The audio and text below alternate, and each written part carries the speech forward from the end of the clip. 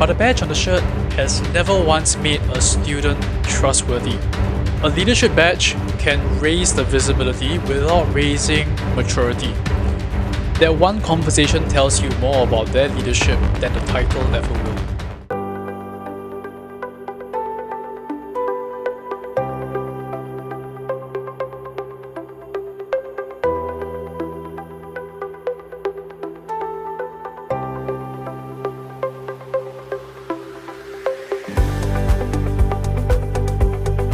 Every year, thousands of students in Singapore graduate with excellent results. And every year, the same question quietly follows them out the gate. Are they actually ready? I'm Ernest Tan. This is Beyond the Report Card. Let's go beyond. Every school has them. The head prefect, the CCA captains, the class chairperson.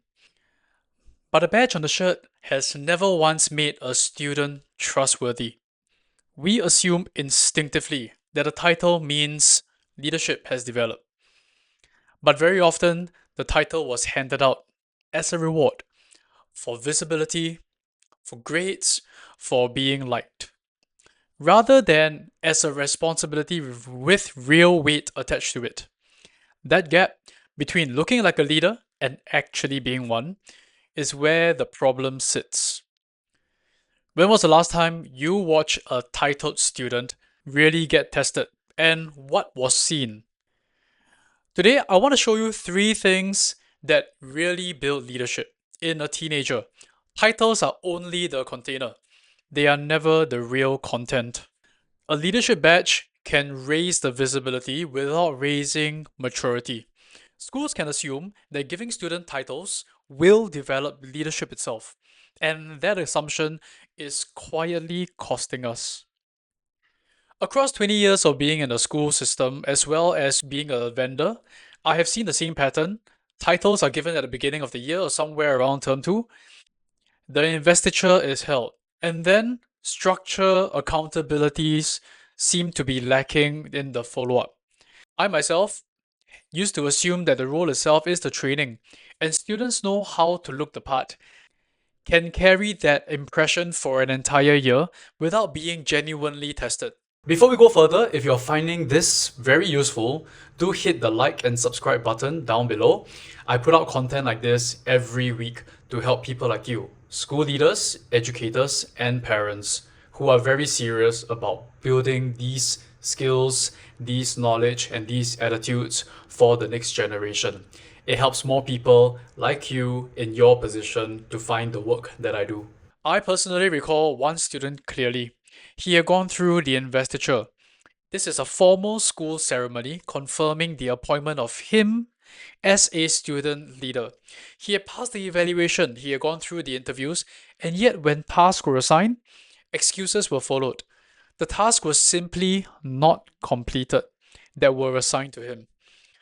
What became clear over time was that he wanted the visibility instead of the weight of the leadership, the recognition, the standing, but showed very little willingness to really serve his fellow students.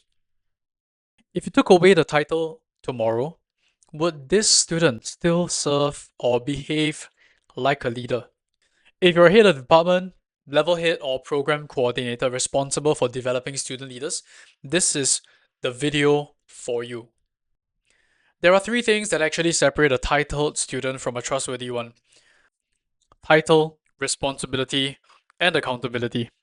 Title is the container. Visible, symbolic, given. Responsibility is the content.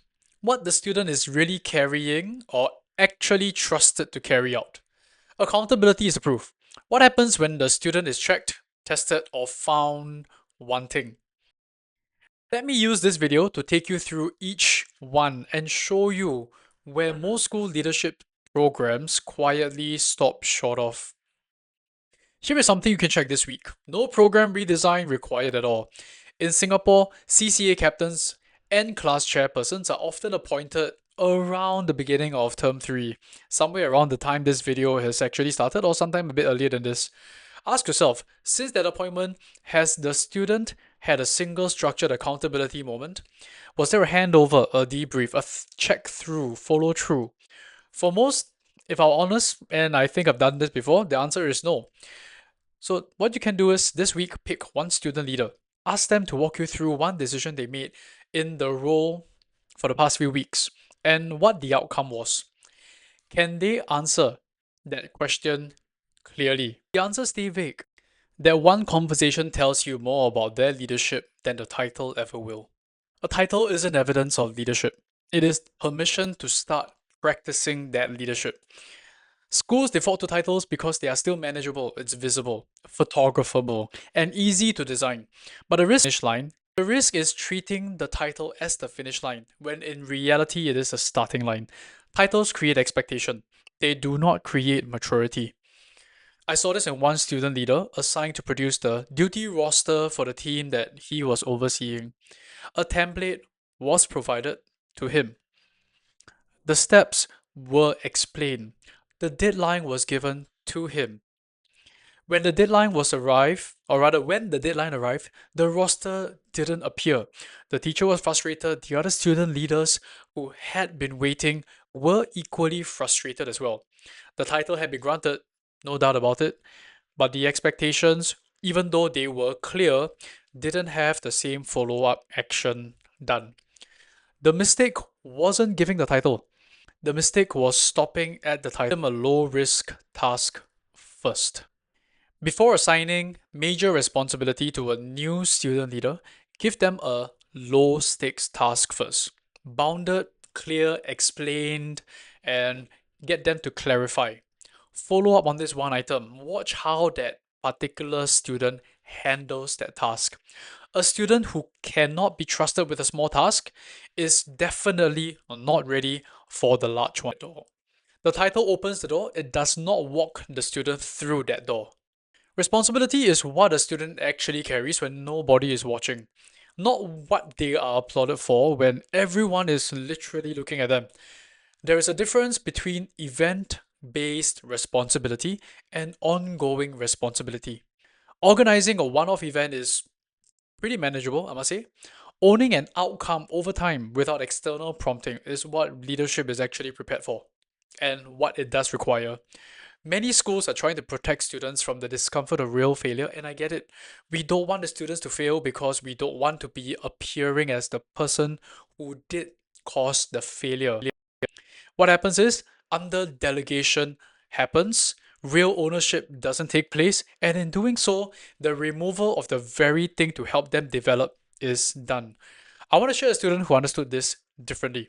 She was tasked quietly and without much ceremony, and her task was this: to check in with her peers, to find out on behalf of the teachers what exactly are some of the things that are going on with their friends' lives.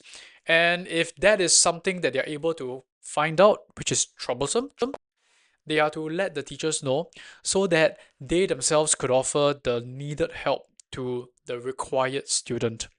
Some things like being withdrawn, struggling, and when things don't feel right, that's where she came in. She took the task seriously, she earned her peers' trust, and her teachers came to rely on her, not because she had the most visible title, but because she consistently followed through on the something that she was tasked to do over a long period of time. That is exactly what responsibility looks like. So here is a practical step. Identify one task that is currently done by yourself, your colleague, a staff member on behalf of the student leaders and hand it over fully to that student. But of course, go through the checks first, ensuring that this person is quite responsible. The actual task has to be the full version and not a watered down version of it. Therefore, asking for responsibility, and this is the difference between holding the title and carrying the title.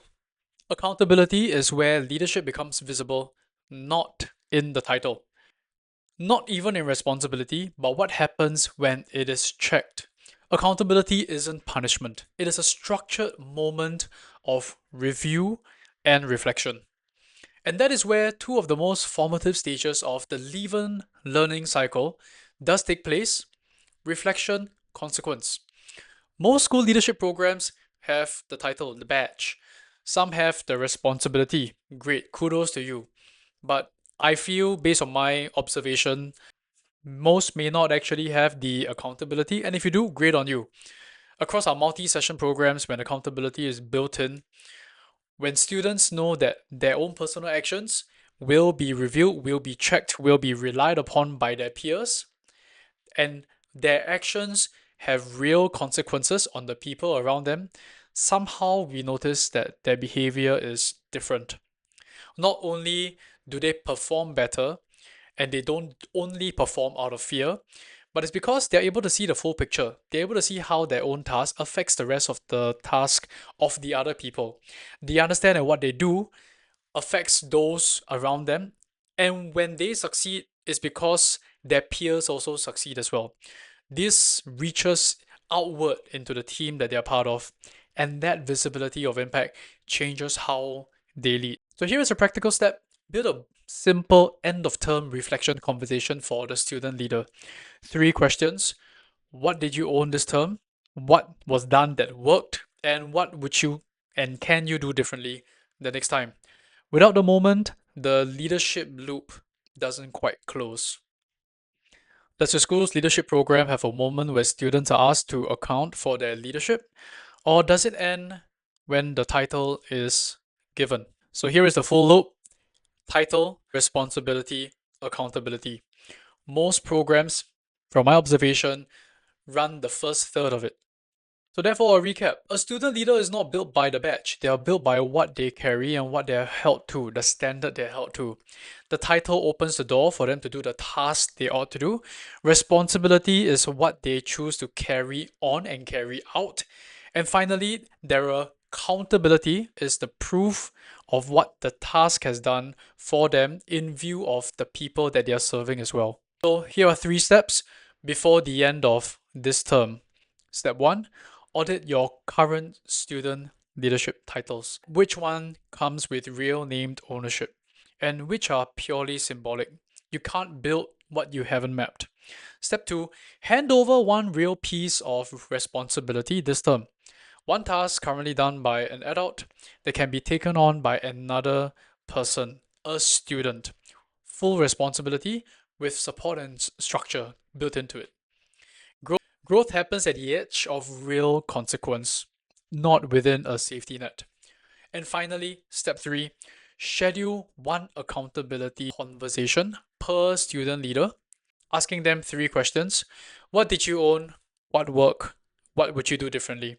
Without that structured moment, the leadership loop never closes. If this is the gap you're seeing in your own student leadership program, students who appear to look the part but don't yet carry the weight of the title that they have been entrusted with, that is exactly the space that Leaven Academy works in. Before you watch anything else, go back to last week's video. Life skills that schools don't teach. Why visible students aren't always real leaders. It sets up everything that we cover in this particular video. And we're going to continue building this personal leadership series in the weeks ahead. Liability, pressure, and what real leadership program should be created to build around. If you would like to explore what that looks like for your school, the details are in the description below. You can reach me at ernest@leavenacademy. Development is not an event. It is a formation process, and it starts the day after the investiture, not on it.